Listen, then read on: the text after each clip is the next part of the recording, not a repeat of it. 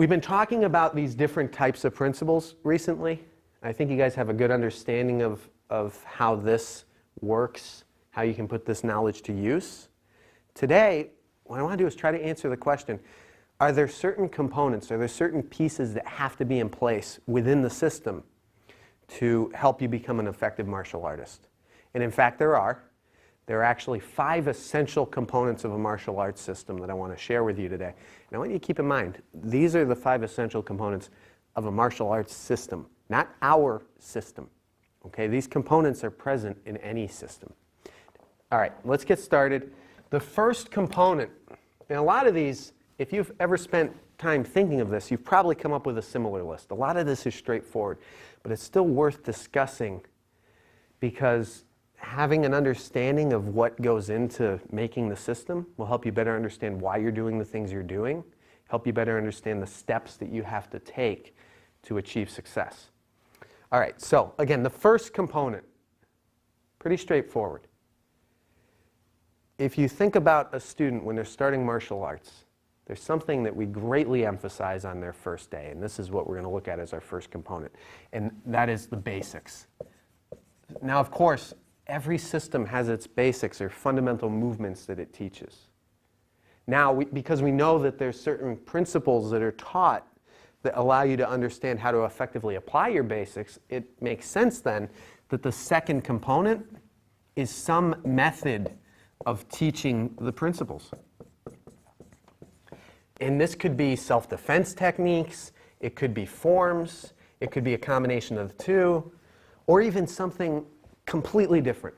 But there should be some method of teaching the principles. Remember, these are essential. Understanding the principles, well, without the principles, you don't know how to effectively form combinations with your basics. So the principles are essential. Now, the next component, we've been teaching this in a lot of classes this week, and I typically ask, what do you think the next component is? And now usually for the third component, people say sparring. Now that's true. Sparring or freestyle or some sort of training in which you have to learn to spontaneously react, that's essential. It's absolutely one of the essential components. But I'm going to put that as our 4th component. Because in between the technical or the theoretical and the spontaneous, there's something else. There's another component that you should be aware of. And one of its functions is to serve as a bridge between the theoretical and the spontaneous. And that's drills. So there's many different drills that we do. But some of the drills, such as one-step sparring, certain drills we do with the pads, certain drills, as I said, they serve as a way to help you develop your reaction in a more progressive manner. Because if we teach you the basics and we give you some of the principles, some of the ideas behind how to use them, and then we just throw you into a sparring match, a lot of what you learned is going to go right out the window. Because there's too many variables that you have to deal with. So that's where this comes in. It helps you to develop your reaction, as I said, in a more progressive manner. Now, there's one final component.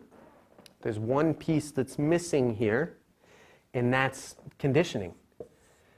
Now notice I didn't say physical conditioning, because conditioning involves both mental and physical. And when we discuss the physical conditioning, we're looking at not just developing ourselves in terms of strength and endurance and flexibility and all of those things. We're also looking at body conditioning, conditioning your body so that it can effectively deliver a strike as well as receive one. Because the reality is you're going to get hit at some point, so you have to be prepared for that. So there's several different things that can go into each of these. Okay, there's subdivisions here, but these are the major divisions. These are the major components. Now there's one final thought for you. I was teaching this yesterday to a class, and a student asked me, they said, is this in a specific order? Is the order important? And this is the important part of the question he asked, is the order such that we're listing the components from most to least important?